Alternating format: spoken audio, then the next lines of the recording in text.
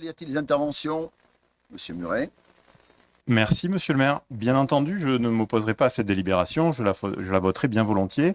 Mais elle m'offre l'occasion de revenir sur quelques rumeurs, vous en parliez tout à l'heure, ou pour utiliser vos mots favoris en ce moment, monsieur le maire, cette désinformation ou fake news qui circule en cette période préélectorale, vous l'avez dit, particulièrement sensible.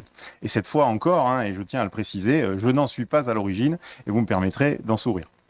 La rumeur en question concerne le futur équipement muséal que vous appelez de vos voeux et dont il faut le reconnaître, vous ne manquez jamais une occasion de vanter la pertinence ou l'extrême utilité.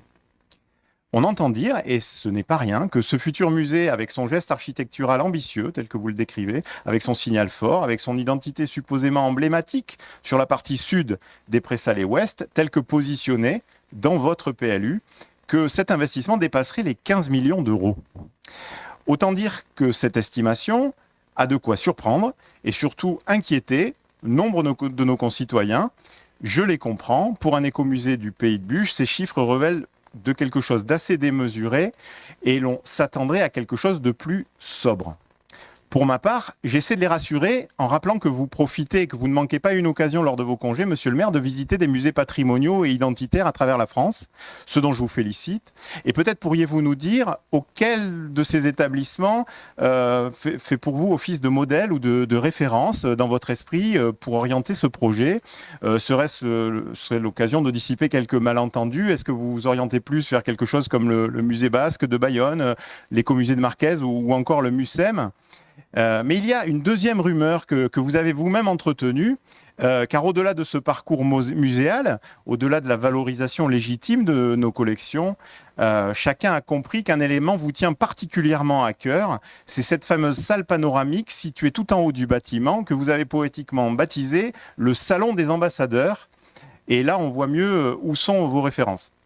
Un espace de prestige, de représentation, un lieu de réception qui, comment dire, dépasse légèrement le cadre strict d'un musée patrimonial et identitaire du Pays de Buch. Chacun aura compris qu'il s'agit d'un équipement dont l'utilité muséale est secondaire, mais dont l'utilité protocolaire pourrait vous être, à vous, très précieuse. Alors, je pose la question franchement et publiquement ce soir, monsieur le maire, et peut-être vous me répondrez un petit peu plus que sur mes deux précédentes interventions. Ces deux rumeurs sont-elles fondées ? Le coût annoncé est-il exact ou fantaisiste? Et y a-t-il déjà des évaluations? Il faut tuer la rumeur tout de suite, monsieur le maire. Ne la laissons pas enfler. Et ce salon des ambassadeurs, est-il toujours une priorité pour vous dans ce projet?